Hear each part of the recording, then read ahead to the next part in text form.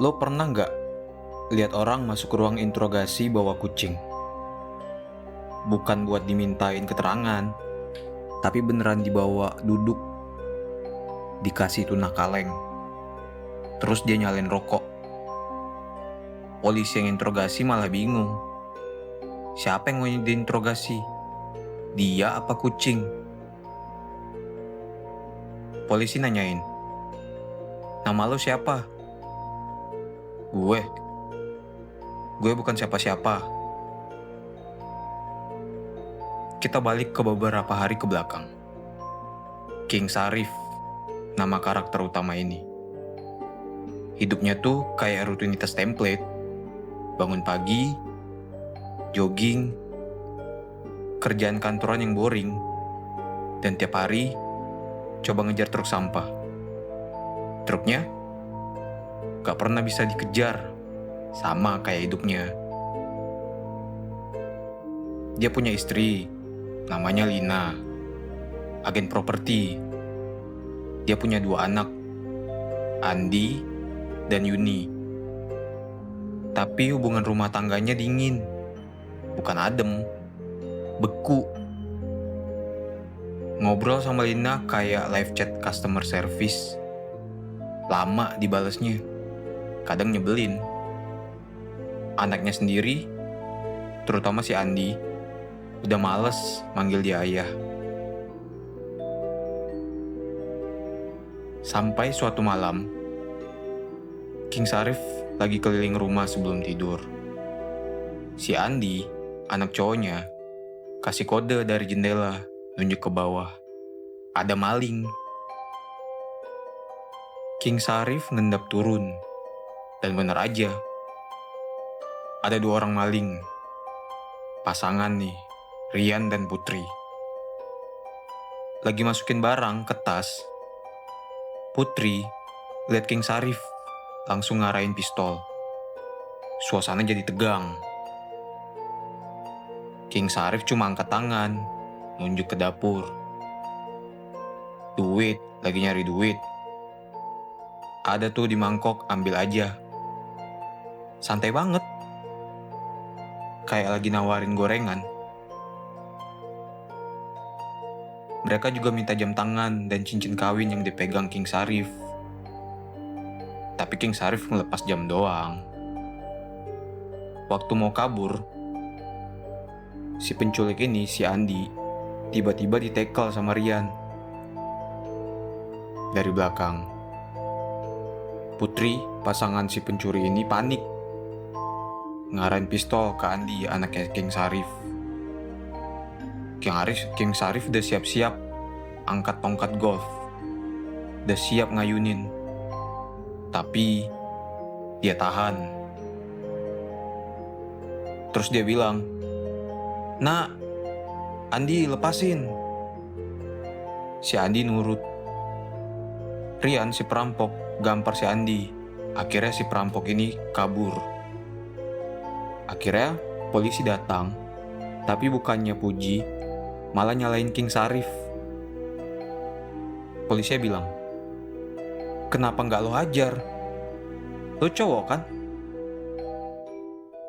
Keesokan harinya, di kantor, ayah mertuanya yang juga bosnya, sebut aja Pak Yanto, kasih ceramah soal gagal jadi kepala rumah tangga.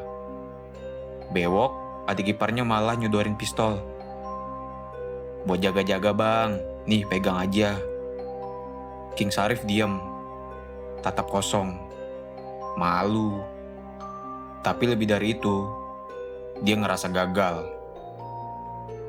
Dia kontak adiknya si Jawir lewat radio butut. Si Jawirnya sembunyi nggak tahu di mana. Tapi dari suaranya, si Jawir tahu kalau King Sarif lagi galau. Sore itu, King Sarif mampir ke rumah bokapnya. Kong Rugi namanya. Dia mantan FBI yang sekarang ngurus kebon dan kopi hitam. Itu doang kerjaannya. Dia udah pensiun ya. Si Kong Rugi nanya, "Lo kelihatan beda, Rif?" Si King Sarif jawab, "Nggak beh, gue cuma capek." Tapi Kong Rugi tahu ini bukan capek biasa. Ini tuh capek yang udah lama ditahan. Hari berganti. Yuni, anak perempuannya King Sarif, bilang gelang kucingnya hilang. King Sarif mulai mikir, jangan-jangan diambil sama perampok nih. Malamnya, King Sarif duduk sendiri, ngeliat foto anak-anaknya. Terus, dia jalan ke rumah Kong Rugi. Diam-diam, dia ambil rencana FBI dan pistol tuanya. Kong Rugi lihat, tapi nggak tanya apa-apa. King Sarif jawab, gue harus beresin sesuatu nih, Beh. Hari-hari lewat, tapi King Sarif nggak bisa diem, ada yang ganjel.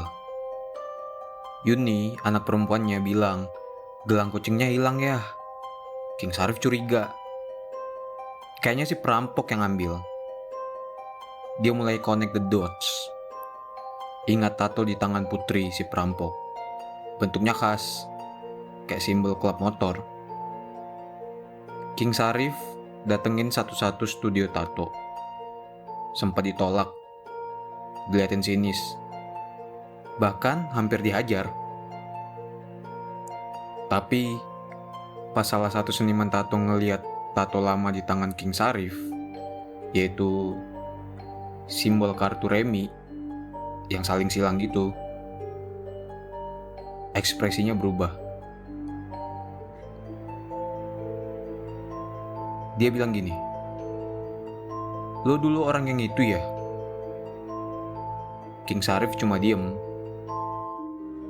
Si seniman tato langsung kasih info.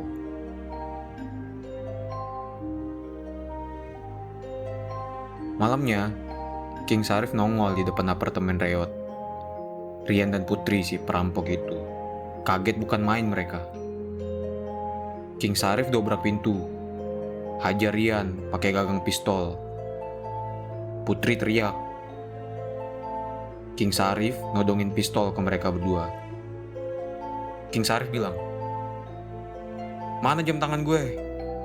Dan gelang anak gue? Mereka bilang gak punya gelang kucing itu. Tapi mata King Sarif keburu lihat. Ada bayi kecil di pojokan, kurus dan lagi sakit. Putri, si perampok itu, peluk bayinya sambil nangis. Rian, suaminya, berusaha duduk, berdarah-darah. Mereka bilang, kami cuma butuh uang buat obat, kami gak niat jahat. King Sarif terdiam, gak ngedip.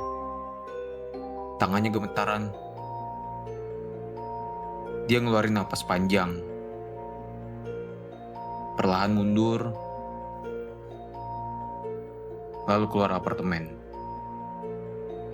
Begitu keluar, dia langsung mukul dinding bata berkali-kali. Gak teriak, gak nangis, tapi dalam banget. Dia nahan amarah. Setelah amarahnya reda, King Sarif naik bus malam. Busnya lagi kosong, suasana mencekam. Tiba-tiba ada segerombolan jamet lagi mabok masuk. Gangguin cewek yang lagi duduk sendirian. King Sarif lihat, diam. Napasnya udah mulai berat. Dia akhirnya maju ke depan, bisikin ke supir bus. Keluarin semua penumpang. Sisanya gue yang ngurus. Si sopir ngangguk. Bus kosong. King Sarif jalan balik ke ruang tengah lorong. Terus dia bilang gini, yang mabok turun sekarang. Para jamet malah ketawa. Dan lo tahu, 3 detik kemudian, bam! King Sarif hajar yang paling depan. Chaos dimulai. Dia tonjok duluan. Sempat jatuh, tapi dia bangkit. Dan semuanya pada langsung tumbang jamet-jamet. Gerakannya cepet, terlatih. Kayak Bruce Lee. Satu orang, namanya Sugeng, ambil pistol King Sarif. Tapi King Sarif ambil tiang kursi, lempar pistol mental. Dia loncat, gebukin Sugeng sampai ngap-ngapan. Dan lo gak bakal percaya, King Sarif malah nolongin Sugeng. Dia ngelakuin tracheotomy darurat pakai sedotan dan peniti. Akhirnya King Sarif balik ke rumah, luka di mana-mana. Istrinya, si Lina, masih bangun. Dia cuma duduk. Lina ngelapin darahnya dan ngerawat King Sarif. Diam-diam, air mata jatuh. King Sarif sambil ngobrol dan lirih. Kita udah lama ya gak ngobrol. Scene berpindah. Lampu gemerlap. Musik keras. Dentuman, speaker, dan para jamet lagi joget. Masuklah nih villain utama, namanya Gary. Gary ini mafia flamboyan, senyum sinis tapi psycho. Seorang NPC lihat Gary aneh. 1 detik kemudian, gelas martini pecah. Zang! Muka si NPC itu sobek. Gary cuma gelap tangannya, terus lanjut joget, namanya juga jamet. Sugeng, si orang mabuk tadi, masuk RS. Otaknya rusak parah. Gary datang, marah, interogasi brutal. Ternyata si Sugeng ini adiknya si Gary. Si Gary ngomong ke teman-temannya Sugeng, "Siapa yang bikin adik gue begini?" Teman-temannya si Sugeng gak ada yang ngejawab. Mereka pada ketakutan. Tapi Gary udah punya target. Dan itu bukan orang sembarangan. Dia adalah King Sarif.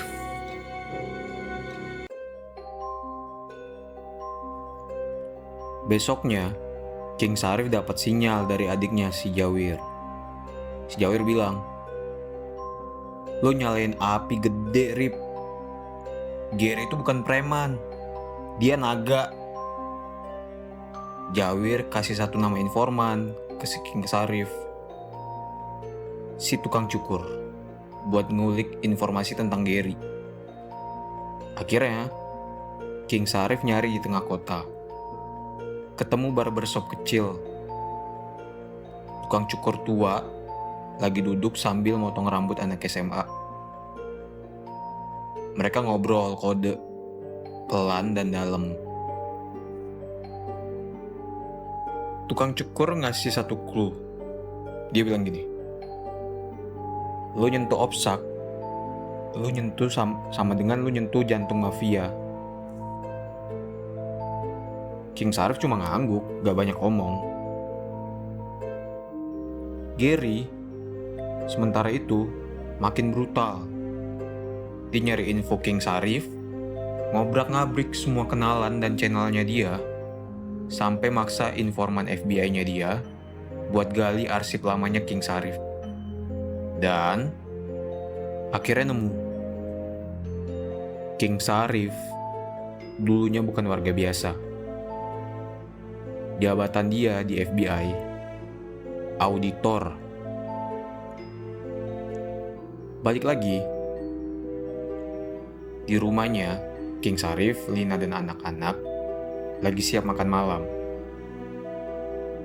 King Sarif tatap keluar. Dia ngerasa ada yang aneh. Ada 3 mobil parkir bareng, lampu nyala. Dia udah punya feel yang gak enak nih. Terus dia ngomong ke keluarganya, istri dan anak-anaknya, "Masuk ke basement sekarang." Di situ dia matiin lampu. Suasana rumahnya itu sunyi, kayak rumah kosong. Dan tiba-tiba, brak! para pembunuh bayaran masuk. Tapi King Sarif udah siap. Dia hajar tuh satu-satu. Ada yang pakai vas bunga, ada satu lagi ditikam, satu lagi ditembak. Tapi satu berhasil tesel lehernya King Sarif. Dan akhirnya King Sarif tumbang. Tiba-tiba King Sarif kebangun. Dia udah ada di bagasi mobil. Tangannya keikat. Tapi yang gak lu tahu, di sini King Sarif bukan korban. Dia lagi nyari alat, nyari cara keluar. Akhirnya dia nemu apar. Dia semprot ke depan ke arah supir, kagetin semua penjahat. Akhirnya dia bisa keluar. Dia buka bagasi dari dalam. Dia lari. Ada satu penjahat kejebak. Lagi sekarat. King Sarif jongkok.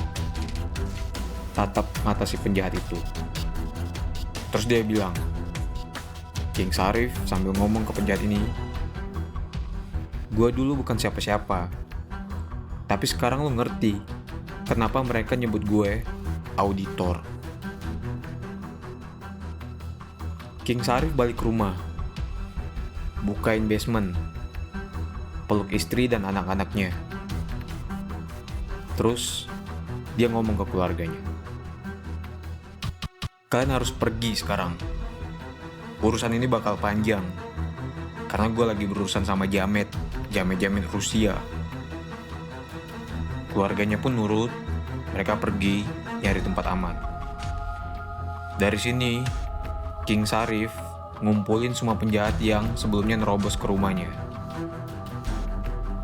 Setelah dia ngumpulin mayat para penembak itu, para penjahat itu, termasuk ada satu orang yang sekarat, masih hidup dengan susah payah tuh. Nafas aja udah susah dia. Dan mereka semua itu dibawa ke basement. King Sarif mulai ceritain masa lalunya.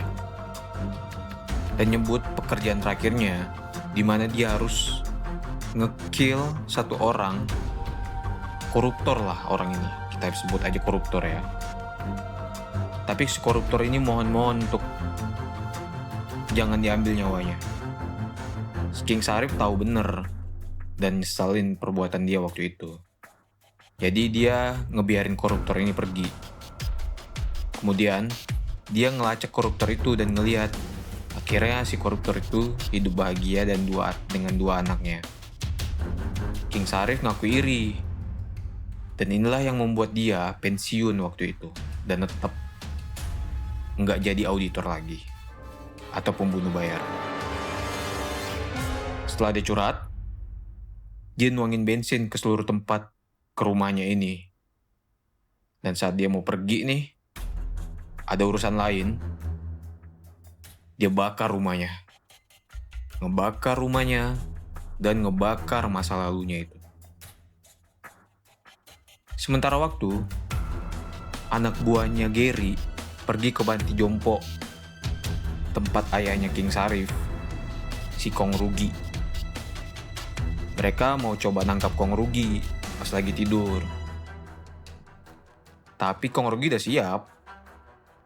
Dan satu tembakan shotgun pun bam. Satu penjahat tumbang. Yang satu lagi dicekek pakai tangannya.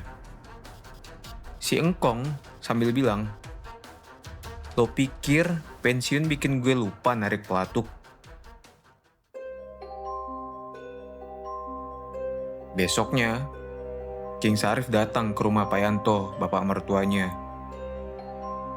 Sambil bawa koper, isinya batangan emas. King Sarif bilang, "Gue beli ya kantor ini." Tiba-tiba datang adik iparnya, si Bewok. Dia gak suka, protes. Dan King Sarif, bam!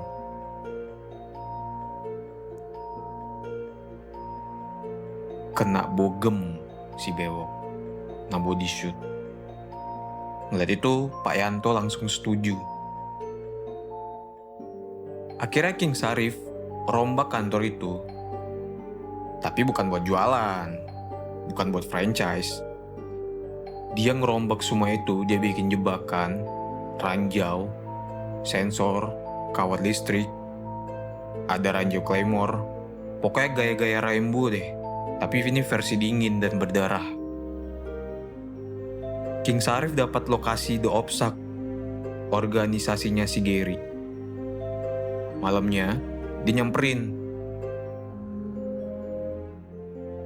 Kantornya di Opsak ini ternyata ada penjaga di depannya. Si King Sarif ngendap-ngendap, bikin semua penjaga itu koit tanpa ada yang tahu.